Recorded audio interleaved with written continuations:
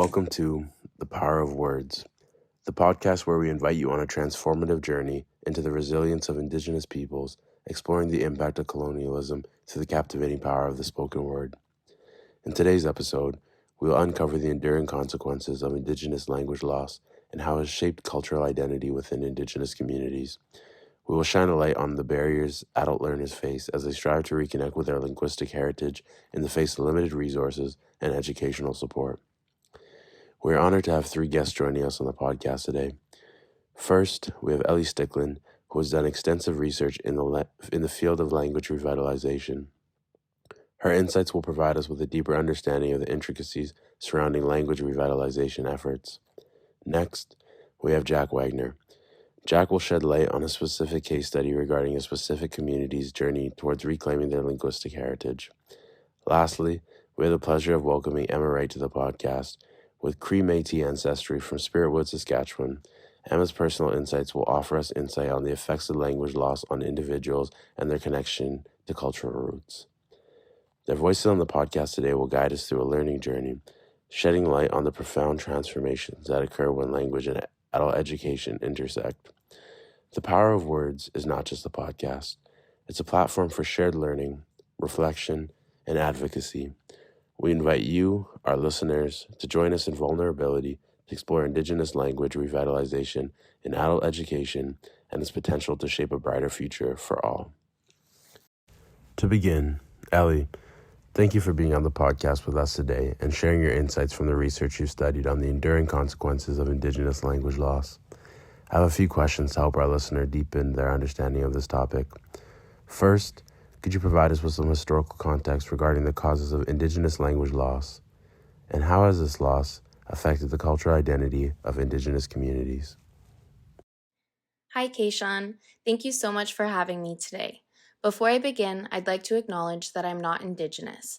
However, growing up and living in British Columbia, I've had the privilege to be exposed to Indigenous history through my educational journey, and as a result, have dedicated my research to these important and often overlooked topics.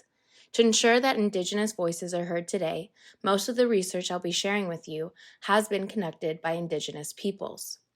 So currently, there's about 6,000 languages spoken around the world, but linguistic experts have forecasted that up to 90% of these languages will die out and no longer be spoken within the next 100 years.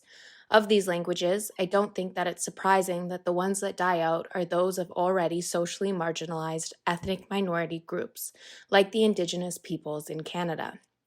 And of the over 40 Indigenous languages in Canada, a 2016 Statistics Canada report found that there were only 500 speakers or less. This statistic doesn't even take into account the level of proficiency of the speaker. But we can see this trend often from minority ethnic groups, either losing their language from colonization and the systematically oppressive practices to them abandoning their languages altogether in the hope of social mobility.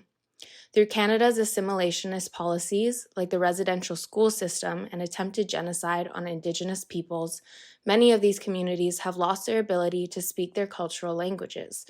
The residential school system was an attempt to eradicate Indigenous culture and communities. In this system, they were forced to abandon their entire Indigenous identities, including their languages. And this pattern continues to happen even now through Canada's federal policies that are ingrained in racialized linguistic hierarchies. It never gets easier to hear and digest the facts of the Canadian attempted mass genocide of Indigenous peoples. From your research, how has this loss affected the cultural identity of Indigenous communities? Well, language is a tangible symbol of an individual's culture and identity. It also carries with it rich history that's ingrained within all the songs, stories, dialects, and other ritual practices. So when a language dies, all this unique and valuable knowledge is lost. It's also hard to translate all this knowledge into another language, as sometimes there is no direct word or phrase for what you're trying to translate in the new language. This rich history of a culture and ethnic group can then be lost throughout generations if it's not passed down in its original state. So, with no tangible connection to their culture and a loss of essential cultural knowledge, Indigenous peoples can feel a disassociation to their cultural identity. This can be a hard concept to grasp. So, to put it in perspective, I want you to think about your own heritage and family history. All those family stories you heard and connected with, maybe even as simple as the recipes your grandma or mom shared with you that make up your unique identity, just simply wouldn't exist or be passed down to you because there was no way or no language to communicate it to you. Ellie, thank you for sharing. It truly emphasizes the significance of language as a tangible symbol of heritage and the irreplaceable knowledge that can be lost when a language dies. Now, let's delve into the main barriers faced by Indigenous adults in accessing language revitalization resources.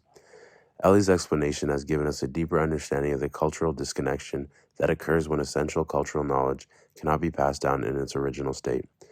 Considering this, Ellie, I would like to ask you, based on your research and insights, what are the main barriers that Indigenous adults encounter when attempting to access language revitalization resources? How do these barriers further contribute to the dissociation they may feel from their cultural identity? It has been found that the most effective practice in language revitalization is to teach the dying language to children at home and have children be as immersed in the language as possible. This is because children can learn a language much easier than adults and would have the ability to then pass their knowledge and language skills onto their children, starting a trend and essentially revitalizing the language one generation at a time. But the problem is that the generation of Indigenous peoples who have young kids and would otherwise be able to carry out these effective language revitalization practices don't know the language themselves to then teach it to their kids. So instead, we have to look at other, less effective language revitalization techniques.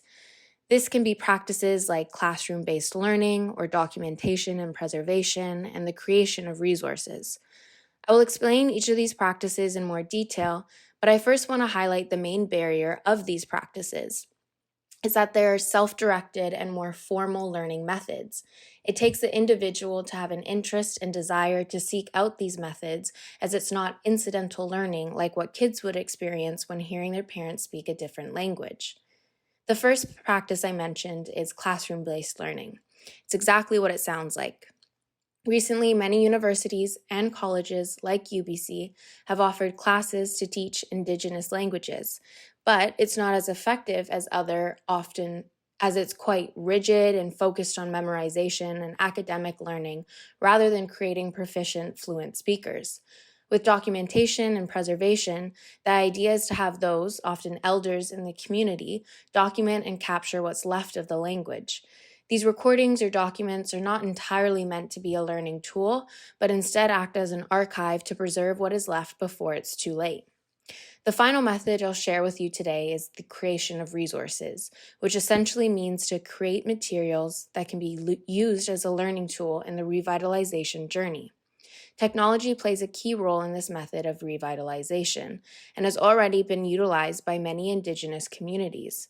Joshua Tucker from New York University states that there's a transformative power of technology in democratic movements, and there are benefits of using technology as a movement tool for activists. Similarly, technology use in language revitalization movements can parallel the use for democratic movements. Some examples of this are the Cree for Kids videos, the Paro version of Disney movie Bambi, and the Inuit Broadcasting Corporation. That is an interesting perspective on the different language revitalization techniques. Emma, would love to hear your thoughts as well. What are some of the barriers you have personally faced in your language revitalization journey? I would like to start first by saying thank you to Ellie for sharing such insightful research and emphasizing the importance of Indigenous voice through your research. Before I share the barriers I personally face in my language revitalization journey, let me start by giving you some history on my ancestry. My grandfather was born in Spiritwood, Saskatchewan, and his father was from Big River First Nation, and his mother was of European descent. The Big River First Nation is located around 120 kilometers north of Prince Albert, and they have a strong reputation as a traditional Cree community. The current chief, Jack Rain, has implemented a community goal to connect members with their heritage, and as a result, the majority of these individuals and youth fluently speak the Cree language. However, Despite the individuals living in the traditional lands of the nation, it is important to note that Indigenous peoples' languages are often connected with their surroundings, both in terms of physical environment and their spiritual beliefs. Therefore, the process of urbanization driven by economic factors or involuntary reallocation can lead to the separation between Indigenous peoples and the lands where they traditionally engage in their cultural practices and use their native languages. Thus, in my own experience, growing up close to my grandfather, he did not speak any of the Cree language, and we lived in Vancouver, a significant distance away from Big Stone River. Therefore, the biggest barrier that I have personally faced in learning the Cree language is the impact of colonization that has led to a loss of intergenerational knowledge and disrupted the transmission of language within families and communities. As I've grown up, the other most significant barrier I have faced is the limited availability of resources and educational support for the language. Considering that my grandfather has now passed away, and he was our only connection to the Big River First Nation, it feels very challenging to gain resources and connect with our language and culture. Emma, let's expand on this idea of connecting with the culture. How do you think the lack of language has affected your cultural identity? As I mentioned before, I was born in Vancouver, British Columbia, and growing up as an urban Indian has represented unique challenges in connecting with my cultural identity. The lack of access to my ancestral lands and communities, coupled with the urban environment, has created a sense of disconnection from my Indigenous roots. Language plays a crucial role in shaping cultural identity. It is not merely a tool of communication. It carries within it stories, values, traditions, and wisdom of our ancestors. It is a thread that weaves together the fabric of our heritage. For many Indigenous peoples, language is a key to understanding our place in the world, our relationship with the land, and our connection to our ancestors. However, the loss of language due to colonization has had a profound impact on my cultural identity. Without the ability to fluently speak and understand my ancestral language, I have felt a disconnection from my Indigenous heritage. Language is the medium through which relationships are formed, shared experiences are expressed, and a sense of belonging is fostered. Not being able to fluently communicate in my ancestral language can create a barrier to engaging in cultural events, ceremonies, and even gatherings. I strongly believe that words hold stories of our ancestors, and by reclaiming them, we ensure the strength and continuity of our cultures. Speaking of the importance of words to connect with cultural identity, Ellie, can you share any examples of successful language revitalization initiatives that prioritize Indigenous adult education? New Zealand has a great successful example of Indigenous language revitalization. Their revitalization journey began as a response to concerns that the Maori youth had inadequate exposure to their language through the growing dominance of English. They created an immersive environment for these children to learn their native language through immersion schools and language nests. It first started as a preschool, but because of its success, expanded into primary, secondary, and even post-secondary schools. This allows students of all ages, including adult learners, to participate. What are the key strategies or approaches used in these initiatives to engage adult learners effectively? One of the main advantages of New Zealand's immersion schools was the geographical and linguistic landscape of the region in which Maori is spoken. Maori is the principal Indigenous language of New Zealand, so the revitalization efforts could be standardized and concentrated to that one language alone.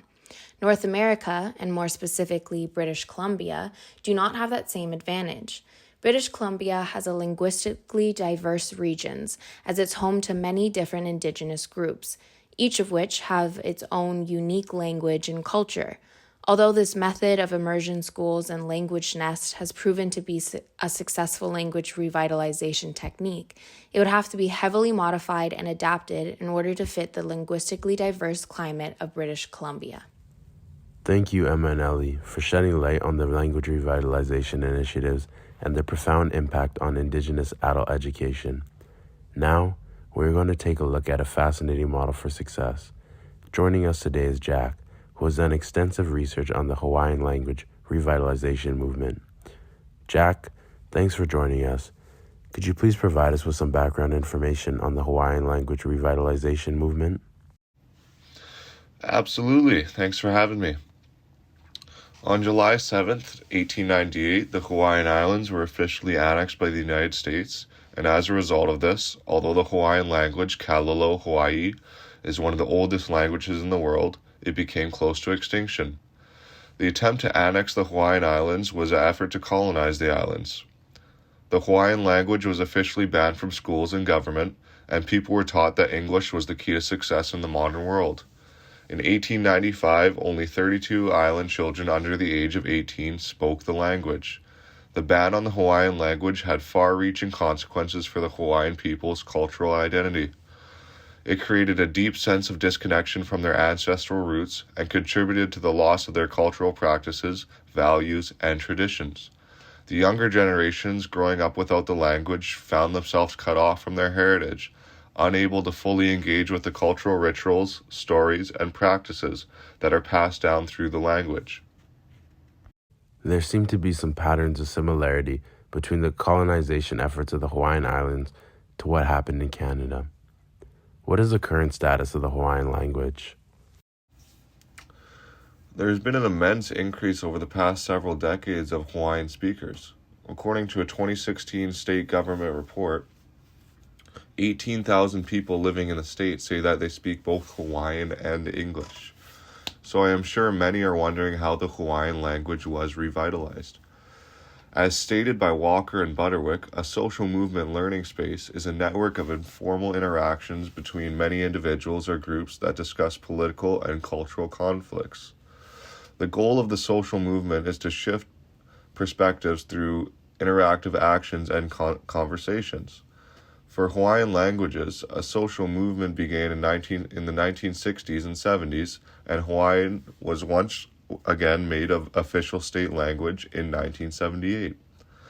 The Hawaiian language study began to soar at the university level in 1961 and 1962. There were 27 enrolled students at the University of Hawaii.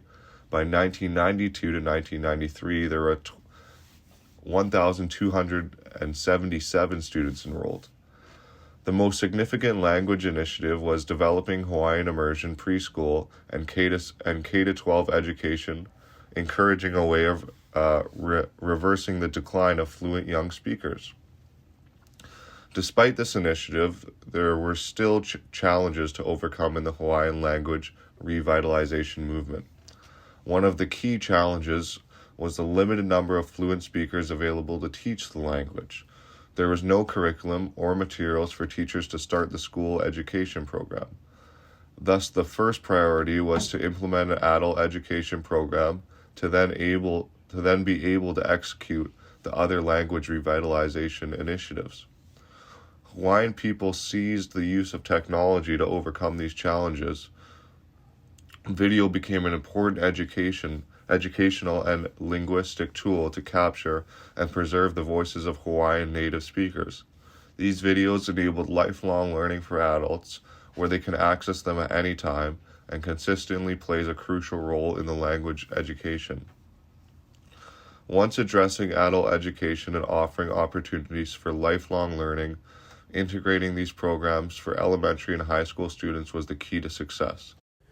What a fascinating approach and model of success. How can Canada implement a similar process? There are many parallels between Canada and Hawaii with regard to the loss of Indigenous language. Canada is currently at the beginning stages of rebuilding the foundations of Indigenous languages, and as Ellie mentioned earlier, this is complex as there are many different language nests. Each Indigenous community has their own unique language and cultural practice.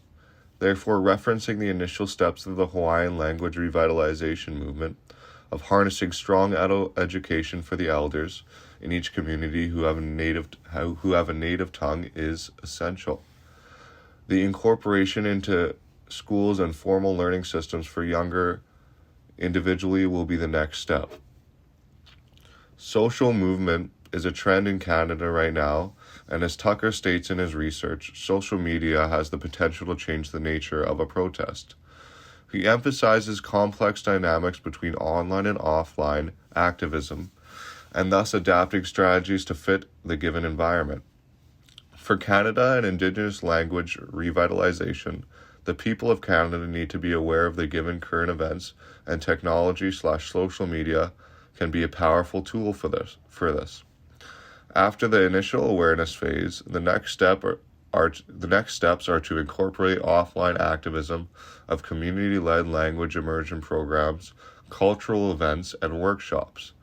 These offline activities provide opportunities for direct engagement with Indigenous languages and cultural practices, fostering a deeper connection and understanding. To implement a similar process in Canada, it is crucial to collaborate closely with Indigenous communities and elders. They hold the invaluable knowledge and expertise needed for successful language revitalization. By involving them in decision-making processes and respecting their cultural protocols, Canada can ensure the revitalization efforts align with the specific needs and aspirations of each community. Thank you, Jack, for sharing the inspiring story of the Hawaiian language revitalization movement. It serves as a powerful example of how language revitalization initiatives, particularly those that prioritize adult education, can have a transformative impact on Indigenous communities. Throughout this episode of The Power of Words, we've explored the enduring consequences of Indigenous language loss and the profound transformations that occur when language and adult education intersect. We've learned about the historical context of language loss, the barriers faced by Indigenous adults in accessing language revitalization resources, and the importance of language in shaping cultural identity. But our journey doesn't end here. We invite you, our listeners, to join us in the ongoing efforts to support Indigenous language revitalization and adult education. Here's a call to action for each and every one of us. Educate yourself. Take the time to learn about the history of colonization, language loss, and the impact on Indigenous communities. Two great books are Decolonizing Education, Nourishing the Learning Spirit by Marie Batiste, and Braiding Sweetgrass by Robin Wall Kimmerer. Amplify Indigenous voices. Share their stories, research, and initiatives with your networks to raise awareness about the importance of language revitalization. Let us remember the words of Emma, who reminded us that words hold the stories of our ancestors, and by reclaiming them, we ensure the strength and continuity of our cultures. Thank you for joining us on this transformative journey. This is The Power of Words, signing off.